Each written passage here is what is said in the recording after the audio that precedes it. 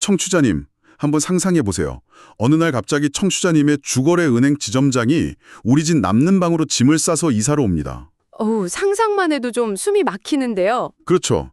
근데 아침마다 내 혈압이랑 맥박을 체크해주고 오후에는 내 기억력이 어제보다 흐려지지 않았는지 막 테스트를 하는 거예요. 그리고 저녁이 되면 내 통장 잔고랑 주식 포트폴리오를 브리핑해줍니다. 어떠신가요? 약간 무슨 디스토피아 SF 영화에 나오는 섬뜩한 감시 사회 같기도 하고요. 네, 진짜 딱 그런 느낌이잖아요.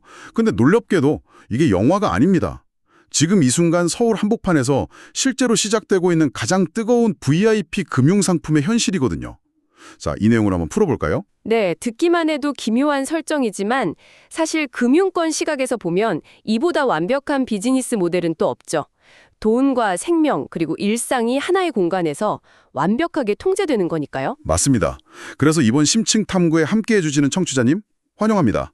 오늘 우리가 파헤칠 자료는 2026년 5월 8일 금요일 바로 어버이날이죠. KLU 뉴스의 김영래 편집장이 분석한 국내외 시니어 트렌드 리포트입니다. 네, 아주 흥미로운 자료들이 많더라고요. 오늘의 미션은 바로 이겁니다. 초고용화라는 단어가 단순히 요양원이나 복지 예산 같은 뻔한 뉴스를 넘어서 우리의 금융, 최신 AI 기술, 노동시장, 심지어 일상적인 습관까지 어떻게 완전히 재편하고 있는지 그 거대한 지각 변동을 청취자님과 함께 조망하는 겁니다. 고령화 이슈, 이거 남 얘기가 아니라 바로 우리 자신의 미래거든요. 우리가 흔히 고령화라고 하면 약간 막연한 미래의 숙제처럼 여기는 경향이 있잖아요. 하지만 오늘 자료에 담긴 그 파편적인 기사들을 연결해 보면 이게 시니어를 둘러싼 금융, 기술, 복지의 세 축이 동시에 흔들리면서 드러나는 초고령 사회의 민낯이라는 걸 알 수 있습니다. 좋습니다. 그럼 제가 오프닝에서 던졌던 그 기묘한 동고 이야기부터 시작해보죠. 은행이 우리 집으로 들어온다는 게 구체적으로 무슨 뜻인가요? 그 하나은행이 고급 시니어 레지던스인 소요 한남바이 파르나스랑 협약을 맺었다고 하던데요? 네, 맞습니다. 그 주거 공간 안에서 유언대용 신탁 같은 맞춤형 자산 관리를 직접 제공한다는 건데요. 잠깐만요. 여기서 일단 멈추고 설명 좀 부탁드릴게요. 유언대용 신탁이 정확히 뭔가요? 그냥 변호사 사무실 가서 유언장 하나 멋지게 써놓는 거랑 뭐가 다른 거죠? 아주 핵심적인 질문입니다. 흔히 유언장이라고 하면 내가 사망한 이후에 내 재산을 누구에게 어떻게 나눠줄지 종이에 적어두는 거잖아요. 네, 그렇죠. 죽고 나서 효력이 생기는 거니까요. 맞습니다. 내가 살아있는 동안에는 아무런 법적 효력이 없죠. 그런데 유언대용 신탁은 개념이 완전히 다릅니다. 이건 내 재산을 살아있을 때 미리 은행, 그러니까 수탁자에게 맡겨두는 겁니다. 아, 살아있을 때 내 돈을 아예 은행에 묶어둔다고요? 네, 내가 건강할 때는 그 돈에서 나오는 수익을 내가 받아서 생활비로 쓰다가 만약 치매에 걸리거나 의식을 잃어서 판단 능력이 상실되면 어떻게 될까요? 내 돈인데 내 맘대로 못 쓰게 되는 거잖아요. 바로 그겁니다. 그때부터는 은행이 계약된 대로 내 병원비, 간병비, 생활비를 내 통장에서 알아서 결제해 줍니다.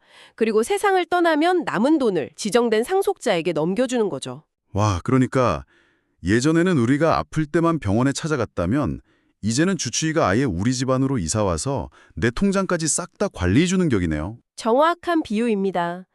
은행들이 왜 굳이 레지던스 안에 지점을 두는지 아시겠죠?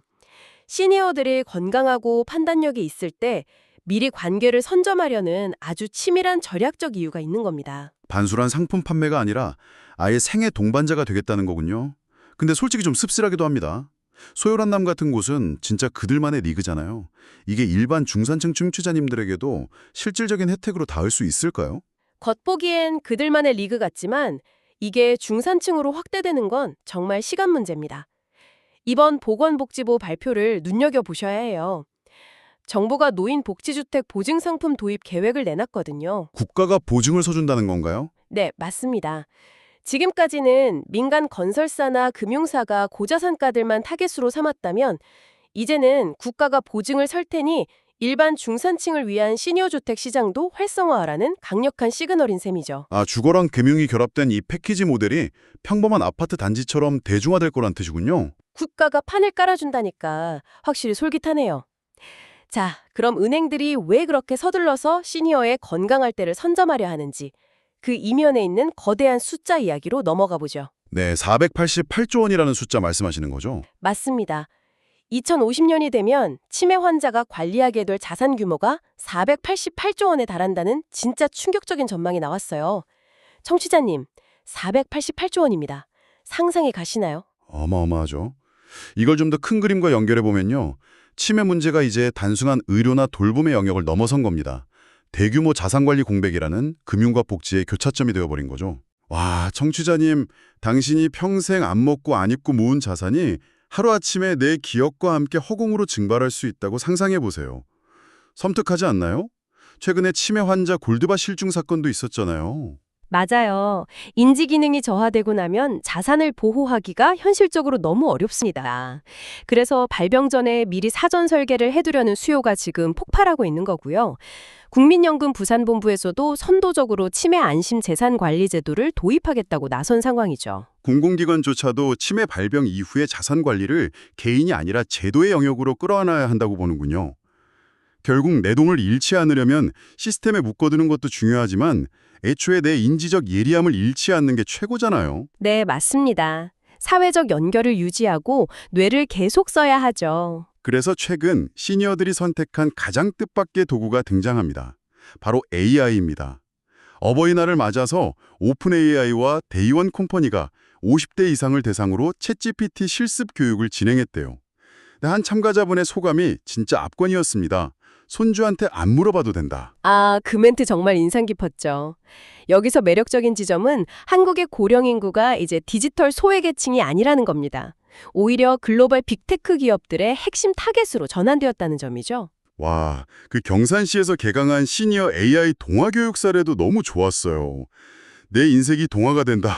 이거 진짜 낭만적이지 않나요? 내 평범한 인생 서사를 AI가 다듬어서 책으로 만들어준다니. 그렇죠. 근데 이게 단순한 취미나 복지 차원이 아닙니다. 고용 가능성을 좌우하는 인력 정책으로 진입했다는 걸 봐야 해요. 최근 국회를 통과한 시니어 과학기술인 지원법이 그 증거입니다. 잠깐만요. 법까지 통과됐다고요? 국가가 나서서 AI를 활용한 시니어 세컨드 커리어를 지원한다는 건가요? 네, 정확합니다. 이제 AI 교육이 재취업의 핵심 무기가 된 거죠. 여기서 진짜 흥미로운 무기 나옵니다, 청취자님. 보통 젊은 세대들은 AI가 내 일자리 다 뺏어갈 거야 하면서 두려워하잖아요. 근데 오히려 시니어들에게는 노화 때문에 잃어버렸던 일자리와 자존감을 되찾아주는 아주 든든한 무기가 되고 있는 거네요. 진짜 놀라운 역발상입니다. 모순적이지만 아주 통쾌한 현실이죠. 네, 다 좋습니다. AI가 내 자서전도 써주고 커리어도 찾아주고. 그런데 청취자님, 문제가 하나 있죠. AI한테는 손과 발이 없습니다. 내가 몸이 아파서 침대에서 못 일어날 때 챗GPT가 나를 번쩍 안아서 화장실에 데려다 줄 수는 없잖아요. 바로 그 지점입니다. 결국 남는 건 가장 무겁고 현실적인 위기, 인간의 육체적 돌봄이라는 절벽이죠. 2040년까지 우리나라 요양보호사가 무려 77만 명이나 부족하다면서요. 77만 명이면 진짜 대도시 인구 하나가 통째로 사라진 거랑 같은 숫자잖아요. 네, 숫자로 닥친 정말 끔찍한 위기입니다. 이는 매우 중요한 질문을 던지는데요. 간호협회가 통합지원센터를 출범시키고 아무리 훌륭한 돌봄 제도를 설계한다고 해도 현장에서 그걸 실행할 사람이 없으면 어떻게 될까요? 그냥 시스템이 완벽하게 공회전하는 거죠. 이건 마치 엄청난 돈을 들여서 최첨단 스마트 병원을 지어놓고 안에서 환자 돌볼 의사랑 간호사는 단 한 명도 고용 안 한 거랑 똑같잖아요. 맞습니다. 일본의 사례를 보면 정말 심각성을 알 수 있어요. 돌봄 인력이 너무 없으니까 심지어 근육질 보디빌더들까지 요양 현장에 투입하고 있거든요. 보디빌더요? 와, 처음엔 웃었는데 다시 생각해보니까 그만큼 돌봄 노동의 육체적 강도가 살인적이란 뜻이네요. 성인 환자를 하루에 수십 번씩 침대에서 휠체어로 옮겨야 하니까요. 비용 부담을 줄여서라도 외국인 인력을 현장으로 끌어오려는 겁니다. 근데 부산에 있는 한 요양병원에서는 임금체불 문제까지 터졌잖아요. 처우 개선 없이 외국인만 덜컥 데려온다고 77만 명이라는 인력 공백이 메워지겠어요? 시스템만 앞서가고 인프라는 한참 뒤처지는 현실이 너무 답답합니다. 아주 날카로운 지적이십니다. 사람에 대한 정당한 처우 없이는 488조 원의 자산 관리도 AI 세컨드 커리어도 결국 다 모래성일 뿐이죠. 자, 지금까지 우리는 거대한 정책과 제도의 위기를 논했습니다. 그럼 이제 청취자 개인의 오늘 하루로 시선을 좀 돌려볼까요? 청취자님, 오늘 아침에 무엇을 드셨고 어떻게 움직이셨나요? 갑자기 아주 사적인 질문이 들어오네요. 네, 왜냐면 이 초고령 사회에서 살아남으려면 개인 차원의 과학적인 대비책이 필수니까요. 미국이랑 유럽 노화 연구를 보니까 동기부여보다 강한 습관이라는 키워드가 나오더라고요. 미토콘드리아 얘기도 있던데 이거 뭔가요? 아, 네. 우리 세포 안에 있는 미토콘드리아라는 에너지 발전소 이야기죠. 아주 흥미로운 게 새해 결심 같은 대단한 동기부여보다 매일 반복되는 작은 식습관이나 걷기 같은 일상적인 습관이 세포 생물학적으로 이 발전소를 튼튼하게 재건축한다는 겁니다. 아, 복지 프로그램 같은 것도 일회성 행사가 아니라 지속 가능한 습관 형성 서비스로 진화해야 한다는 뜻이군요. 계단 걷기가 내 세포의 발전소 공사였다니. 네, 맞습니다. 그런데 문제는 아무리 개인이 습관을 잘 지켜도 시니어를 위협하는 거대한 외부 환경이 존재한다는 겁니다. 기후위기나 글로벌 에너지 물가 같은 것들이죠. 엘니뇨 폭염 경고나 대서양 크루즈선 한타 바이러스 같은 전염병 위협은 기사에서 봤어요. 근데 세계 석유 비축량이 2억 배럴 급감했다는 뉴스는 좀 너무 멀리 간 거 아닌가요? 지구 반대편 기름통 비는 게 내 미토콘드리아랑 무슨 상관이람 싶거든요. 전혀 비약이 아닙니다. 아주 냉혹하게 연결되어 있어요. 글로벌 에너지 물가가 상승하면 고정소득으로 살아가는 시니어 가구는 난방비 폭탄을 맞습니다. 가스비가 아까워서 한겨울에 보일러를 끄고 지내시죠. 잠깐만요. 방이 얼음장처럼 차가우시면? 네, 아무리 걷기 운동을 해서 미토콘드리아가 튼튼해졌어도 결국 폐렴이나 심혈관 질환으로 쓰러지게 됩니다. 거시 경제의 충격이 시니어들에게 얼마나 불균형적인 타격을 주는지 보여주는 아주 뼈아픈 현실이죠. 와, 듣고 보니 진짜 소름이 돋네요. 중동의 빈 석유통이 이번 겨울 우리 부모님의 보일러 온도랑 직결된다는 사실, 이게 바로 지식의 실생활 적용이군요. 청취자님, 세상의 모든 파편적인 뉴스가 어떻게 내 일상으로 화살처럼 꽂히는지 이제 아시겠죠? 맞습니다. 금융의 레지던스 침투부터 AI 세컨드 커리어, 77만 돌보미 노크 공백, 글로벌 기후위기까지 이 파편적이었던 기사들이 초고령 사회라는 하나의 거대한 모자이크로 완성되는 겁니다. 숨가쁘게 달려왔습니다. 정말 뇌세포가 찌릿찌릿해지는 심층 탐구였는데요. 그래서 이 모든 게 대체 무슨 의미일까요? 오늘이 2026년 5월 8일 어버이날이잖아요. 네. 그래서 오늘 김영래 편집장의 리포트 말미에 아주 인상 깊은 책은담의 글귀가 하나 있었습니다. 부자자효, 형우제공. 무슨 뜻인가요? 부모가 자식을 자애롭게 사랑하고 자식이 부모에게 효도하는 건 그 자체로 당연한 도리일 뿐이니 거기에 한 터럭의 자랑이나 보답을 바라는 계산이 들어가서는 안 된다는 깊은 가르침입니다. 와, 내가 널 어떻게 키웠는데, 내가 부모님을 어떻게 모시는데, 이런 계산이 들어가는 순간 순수함이 사라진다는 거네요. 그렇죠. 가족 간의 극진한 사랑의 조건이 붙으면 안 된다는 겁니다. 책은담 구절을 들으니까 제 머릿속에 아주 도발적인 질문이 하나 떠오릅니다. 청취자님, 우리는 오늘 신탁제도, AI, 최첨단 돌봄 인프라처럼 노후를 관리하는 완벽한 시스템에 대해 이야기했습니다. 네, 아주 고도화된 기술과 자본의 영역이죠. 하지만 노후와 돌봄이 이렇게 완벽한 시스템으로 다 외주화되어 버린다면 그 빈자리에 남는 가족 간의 감정은 과연 어떤 형태가 될까요?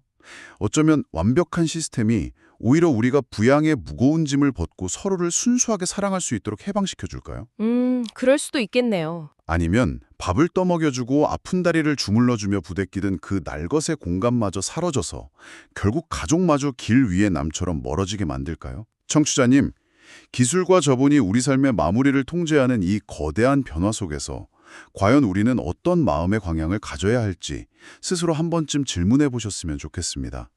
오늘 심층탐구는 여기까지입니다. 함께해 주셔서 감사합니다.